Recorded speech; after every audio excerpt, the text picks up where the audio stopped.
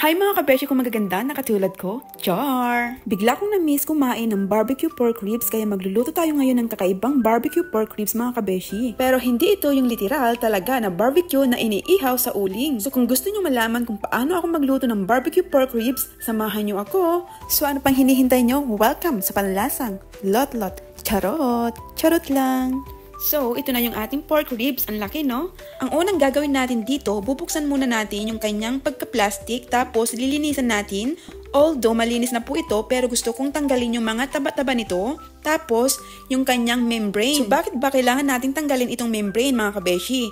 Dahil po, para lahat ng pampalasa na ilalagay natin dito sa ating protein ay pumasok sa kanyang kaloob-looban, gano'n. So, ayan na, natanggal na po yung kanyang membrane at yung mga taba-taba niya, mga kabeshi. So, ngayon naman, hihiwain na natin ito. After kong hiniwa, hinugasan ko na ito at nilagay ko na dito sa kawali. Nilagyan ko ng tubig hanggang mag-submerge yung ating pork ribs mga kabeshi. So ngayon naman mga kabeshi, papakuluan natin ito at least 10 minutes. So ayan, kumukulo na po siya mga kabeshi. So kung nakikita nyo dyan mga kabeshi, madumi yung sabaw. So ang gagawin natin dyan, hahanguin natin tapos huhugasan natin itong ating pork ribs mga kabeshi. Tapos itatapon natin yung sabaw, ganun. So ayan mga kabeshi, malinis na po yung ating pork ribs. So ngayon naman, ilalagay na natin itong pork ribs natin dito sa mahiwagang kawali. So dito sa maliit na bowl, maglalagay tayo ng toyo, oyster sauce, paminta, pampaganda at pampabata, char, bawang, para sa mga aswang, charot. And then syempre, lagyan din natin ng luya para gumanda yung ating boses, ganun. Sugar and tomato paste. Tapos, haluin natin para lahat sila ay magkasama-sama hanggang sa dulo ng walang hanggan, ganun, char. So, okay na ito mga kabeshi. So, ngayon naman, ilalagay na natin yung mga seasonings na pinaghalo-halo natin dito sa ating pork ribs, mga kabeshi. Tapos, lalagyan po natin ng at least 3 cups ng tubig. And then, tatakpan natin ito at pakukuluan natin ito ng at least 30 minutes, ganun mga kabeshi, hanggang sa lumambot yung ating protein. So, ayan, kumulo na siya. So, baliktarin lang natin mga kabeshi para pantay yung pagkaluto niya. Ganun.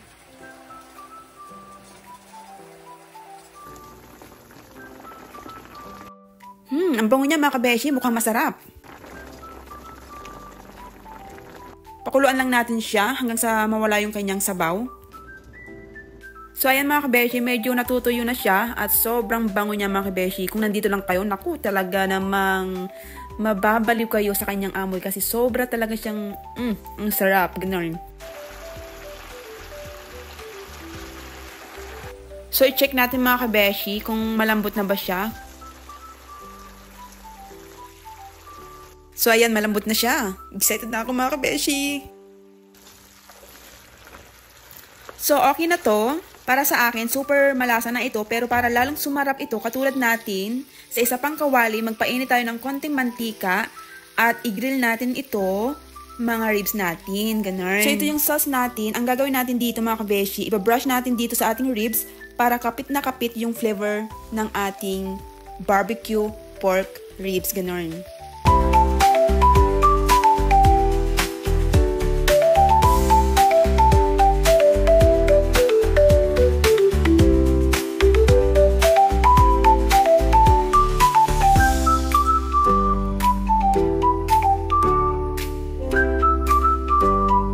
Mga kabeshi, luto na po yung ating barbecue pork ribs sa kawali. Ayan. Super bango niya mga kabeshi. So, ano pang hinihintay nyo? Tikiman time! So, ito na mga kabeshi. Tikman na natin to. Ayan siya, oh.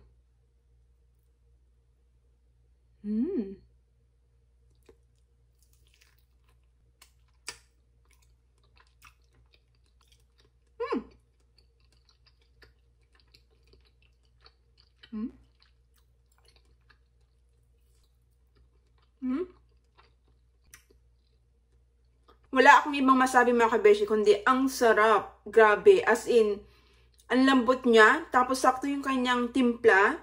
As in, perfect. Ganon. So, try nyo itong lutuin mga kabeshi. Sobrang sarap niya mga kabeshi. As in, ang sarap. Ganon. Naku, kapag matitikman nyo itong mga kabeshi, tsak na makakalimutan nyo naman ang sakit at hinagpis dyan sa puso nyo. Char. So, ayan siya. O, diba? Mukha siyang masarap. Try nyo lang lutuin to, tsak na hindi kayo magsisisi, as in, ang sarap. At napakadali pa niyang lutuin, tapos very accessible pa yung mga ingredients, ganon. O, diba? Bongga. So, kain. Thanks for watching. Bye!